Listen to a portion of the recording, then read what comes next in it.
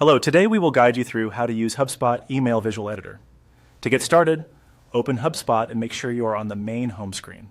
This is your starting point for accessing the tools you need. If you are already logged in, you should see the primary navigation menu and your main dashboard area.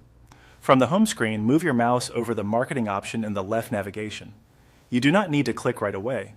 Simply hovering over it will reveal the available marketing tools.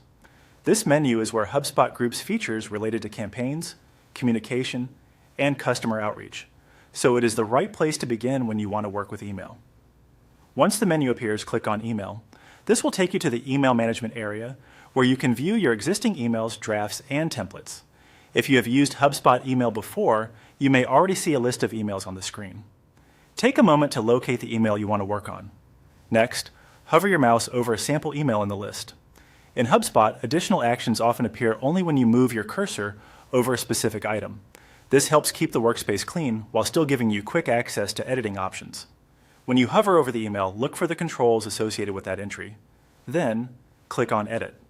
This opens the selected email in HubSpot's visual editor. The visual editor is designed to make email creation and updates easier by allowing you to work directly with the layout and content on screen. Instead of dealing with complicated code, you can usually update text, images, sections, and formatting through a more user-friendly interface. Once the editor opens, you can begin making the changes you need and follow the on-screen options provided by HubSpot.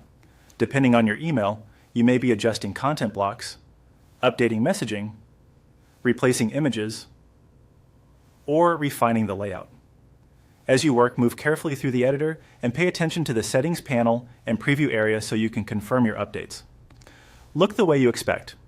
A helpful tip is to review each change as you go, rather than making everything at once. That can make it easier to catch formatting issues early.